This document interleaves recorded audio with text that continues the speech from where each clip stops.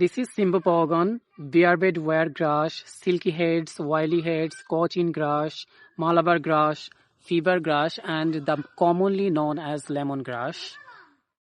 এটাকে দেখতে সাধারণত ঘাসের গোছা বা কোনো ধানের যে গোছা থাকে তার মতো হলেও এটা কেবলমাত্র এর পাতার সুগন্ধর কারণে এটা অনেক বেশি পরিচিত। এটা আমি আপনাদেরকে ঘ্রাণ সুখে বা ঘ্রাণ কোনোভাবেই ফোনের মাধ্যমে পাঠাতে পারবো না, কিন্তু যদি আপনারা কখনো লেমন গ্রাস চিনে থাকেন বা লেমন গ্রাস সম্পর্কে জানেন, অবশ্যই জানেন যে এর গন্ধটা একদম লেবুর মতো। এবছর রমজানের শুরুতেই যেভাবে লেবুর দাম নিয়ে পুরো দেশে একদম তোলপাড় হয়ে গেছে, ইন্টারনেট, সামাজিক যোগাযোগ মাধ্যম পুরো একদম ছয় লাভ হয়ে গেছে, লেবুর দাম বেশি, লেবুর দাম বেশি। আজ সাবেক প্রধানমন্ত্রী লুকিয়ে আছে বলেই আমাদেরকে লেবুর পরিবর্তে লেমন গ্রাস খাওয়ার উপদেশ দেওয়ার মতো কেউ নাই, তাই আমি চিন্তা করলাম আমি আপনাদেরকে উপদেশটা দিয়ে দিই যে লেবুর পরিবর্তে আপনারা লেমন গ্রাস দিয়ে খুব শান্তিতে খুব সুন্দরভাবে চা খেতে পারেন।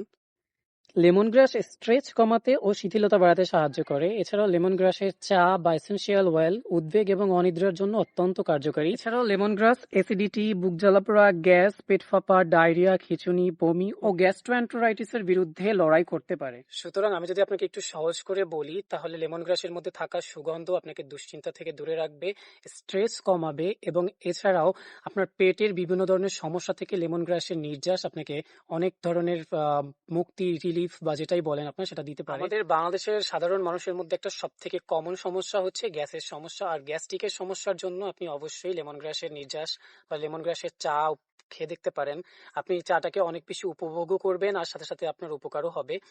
আর আমি যদি বলি লেমন গ্রাস লেবুর পরিবর্তে ব্যবহার করবেন, তাহলে শুধুমাত্র ভিটামিন সি বাদে বাকি সবকিছুই আপনি এটা থেকে পাবেন।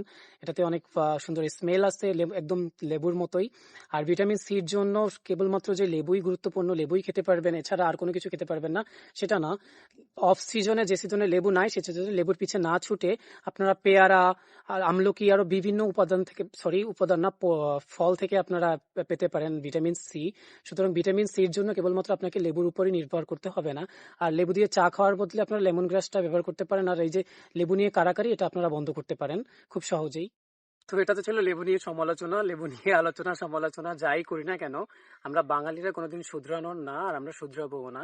সুতরাং প্রত্যেক বছরই এরকম কোনো না কোনো কিছু নিয়ে সমালোচনা আমাদের দেশে হবেই। সুতরাং এই টপিকে কথা না বলাই ভালো। তো আমি যেটা বলবো সেটা হচ্ছে আমি কিভাবে আমার বাগানে এই লেমন গ্রাসটা আনলাম। So this is the part 3 of my tree story. আর আমি আজকে বলবো কিভাবে আমি লেমন গ্রাসটা আমার বাগানে আনলাম। সো এটা ছিল হচ্ছে ৩৬ জুলাই, যেদিন হচ্ছে বাংলাদেশ থেকে স্বৈরাচার বিদায় হয়েছিল। সেদিন আমরা আমি পিরোজপুরে উদযাপন করার জন্য গিয়েছিলাম খবর শোনার সাথে সাথেই, যেহেতু একদম শুরু থেকে আন্দোলনের সাথে ছিলাম। যদিও আমি এটা থেকে কোনো ক্রেডিট বা কোনো কিছুই কারোর কাছ থেকে চাই না, আর আমি এটা কাউকে বলতেও চাই না যে আই ওয়াজ দেয়ার। বাট যেটা ছিল হচ্ছে যে আমি সেদিন সেই বিদায়টাকে উদযাপন করার জন্য গিয়েছিলাম। যদিও এই বিষয়ে আমার দ্বিমত ছিল বা প্রবলেম ছিল যে বিদায় হওয়াটা বা যাই ছিল, এটা একটা অবিশ্বাস্য একটা ব্যাপার ছিল। তো তারপর ওই দিন গিয়েছিলাম, তখন দেখলাম যে মানুষজন সবাই যে যেমন পারতেছে ভাঙাচোরা করতেছে, লুটপাট করতেছে। ফার্স্ট আমার কাছে জিনিসটা একদম অবাক লাগলো যে আল্লাহ, আমরা কি কারণে এটা করলাম? আন্দোলন করলাম কি ভাঙাচোরা সব ছিনতাই করার জন্য? পরে আমি একজন দুজনকে থামানোর চেষ্টাও করলাম। পরে আমার মনে হলো যে এটা আমার পক্ষে থামানো সম্ভব না, আমি একা এখানে গেলে মার ছাড়া আমার কপালে আর কিছু জুটবে না। সুতরাং দাঁড়ায় দাঁড়ায় ভিডিও করা বা দেখা ছাড়া আর কোনো কিছু উপায় ছিল না। কে কি নিচ্ছে সেটা দেখতেছিলাম। তারপরে পুরো পিরোজপুরে একটা আগুন আগুন অবস্থা, পরে পুরো ভিডিও করলাম, দেখলাম কে কি করছে না করছে। পুরো একাই ছিলাম, সাথে কেউ ছিলও না।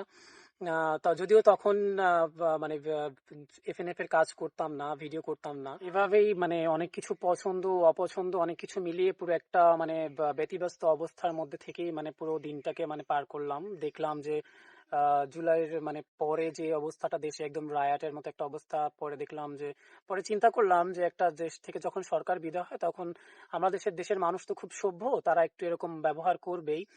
যার মধ্যে একটা ছিল বঙ্গবন্ধুর যে স্মৃতিস্তম্ভগুলো, সেগুলোকে ভাঙা।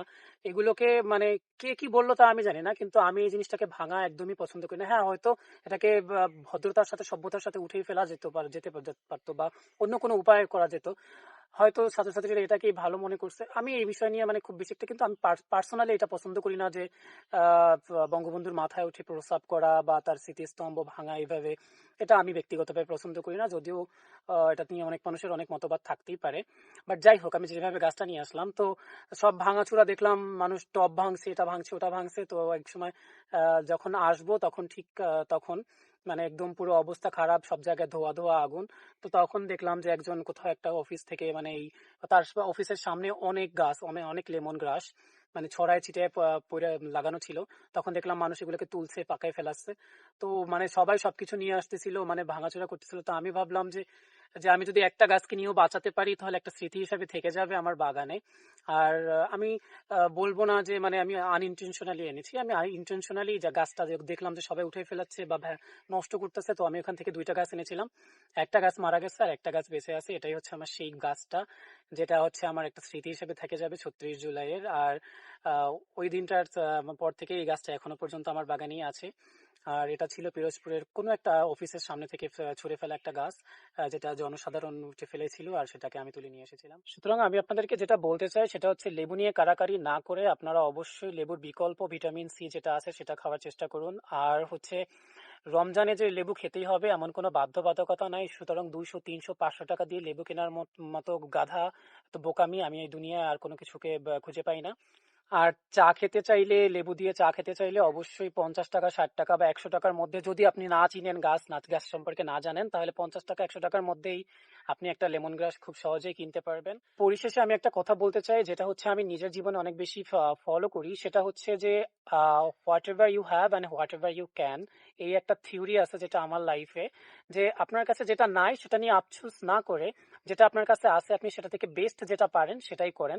সুতরাং আপনার কাছে আজকে লেবু নাই, সত্য আপনি লেমন গ্রাস বা লেবু পাতা বা অন্য কোনো স্মেল, পুদিনা পাতা, অন্য কোনো কিছু দিয়ে চা খেয়ে নিন। তাতে আপনি লেবু পাতা বা লেবুর ঘ্রাণ ছাড়া চা না খেলে মারা যাবেন না, লেবুর শরবত না খেলে আপনি মারা যাচ্ছেন না। সো এটা নিয়ে কারাকারি করে নিজেদেরকে ছোট প্রমাণ করার, পুরো পৃথিবীর সামনে বাংলাদেশকে হেন করার কোনো কারণই হয় না। আর এটা নিয়ে আলোচনা করারই প্রয়োজন নেই, এটা নিয়ে যত আলোচনা করবেন তত দাম বাড়বে।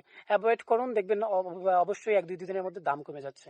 আর আপনারা যদি মনে করেন যে আমি গরিব, আমার বাগানে লেবু নাই, তার জন্য আমি আপনাদেরকে লেমন গ্রাস খাওয়ার উপদেশ দিচ্ছি, তাহলে ভাই চিন্তা করেন না, আমি কিছুদিনের মধ্যে বড়লোক হয়ে যাচ্ছি। আমার বাগানে সিডলেস লেবু যেটা আছে সেটাতে অনেকগুলো ফুল আসছে, এবং নর্মাল যে লেবু সেটার কথা তো বললামই না, সেটা আমাদের সিজনে ফেলাইয়া দিতে হয়, খাওয়ার মতো মানুষও পাওয়া যায় না। সুতরাং লেবু তো অবশ্যই আছে, সাথে লেমন গ্রাসটাও আমরা রাখি। So this is the end of my tree story part 3। Thank you so much for watching, have fun, take care, bye by.